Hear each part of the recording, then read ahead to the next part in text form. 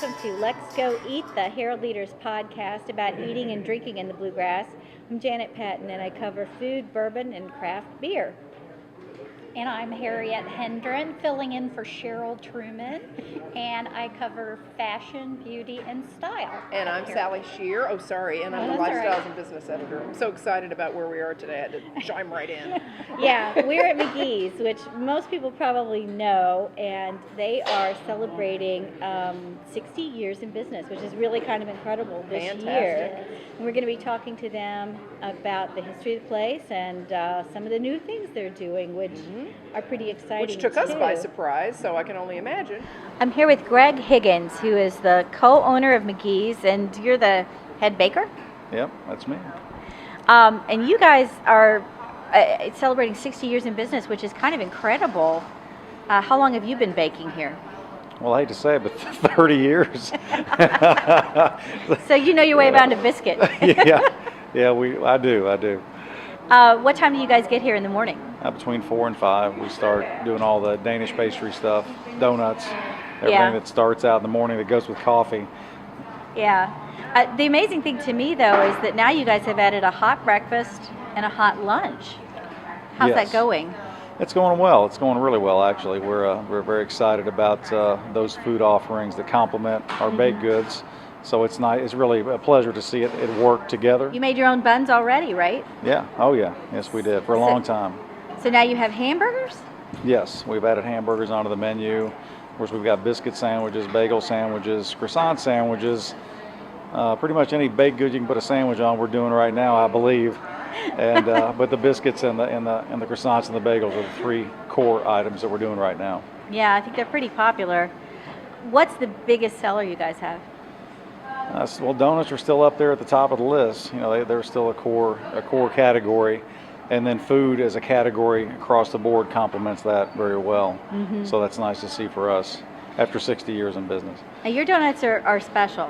Tell me what's special about your donuts. Well, we still make them from scratch, the same recipe they started using back in the 30s. And I watched you guys ice the chocolate donuts. I'm a big fan of that chocolate icing. That's something special. Yes, it is. And it goes on everything, right? I mean, a lot of things, yeah. Well, I mean, we use it because it's a fudge icing. We use it for donuts primarily, but we also use it for cupcakes and Mallow Squares and any other just cakes in general that we can put it on. Now the Mallow Squares, tell me about those. Well, they used to be called Mallow bars back in the day, but I changed the shape just to speed up the process a little bit. But it's still the same cake, same icing, same fudge icing that goes on top of that. Thanks so much for letting us come out today. This is one of my favorite spots to visit on a regular basis. So. Well, I'm glad you guys could come out on such a cold January day. Did you guys do anything special over the weekend? It was New Year's, and I had my black-eyed peas. Had your black-eyed peas? No, I did go with some friends after the game on Saturday night, and went downtown and went to Distilled, to the bar over at Grants Park, because the friends were staying at the Grants Park Inn, and had a really good drink. The bartender's name was Jenny, I believe, and I had an old-fashioned, which was in a beautiful glass, and I'm sorry, I can't tell you all of the ingredients, but it was delicious. Lots of orange, and bourbon and a little sugar, and it was yummy. It was really yummy. Yeah, I'll go back again for that. Oh, yeah. We are kind of in that post-holiday lull where a lot of people feel like hibernating. I know I do when it's this cold, and it's been very cold. Yes. But there are just some really interesting dining series coming up that might get you out, right, Harriet? Right, at Shaker Village in Harrodsburg in Mercer County. They're starting a special dining series that launches January 9th. And there's going to be candlelight dinner in the center family dwelling. And there are more planned throughout the year, including the Be My Honey brunch on February 13th. Cute. I bet it would be lovely. Yeah. I'm sure it is. And I think, candlelight, that would be so atmospheric. Yeah. Right. And, to feel like that's what it was really like when the Shakers were there, I think. I've been to Shaker Village, and think it's beautiful. I think their series is really getting some feet under it now. Right. No, I think it's a great idea. Just new ideas to get new people out there. Yeah, I have some Been friends there. that do their farm-to-table dinners down at Shaker Village, and they love them. I mean, just say that the food is always excellent, and that's really There's a couple fun later event in to the go year. to. Not Good just to a know. dinner, but a fun event. So that's kind of neat. Well, and Chef Lita Michael at Holly Hill Oh, Inn yeah. is bringing back her Around the World in 80 Days series. I think the first one is maybe Scandinavian food. I think that's correct. And Buffalo Interesting. Trace is going to have some great dining events too.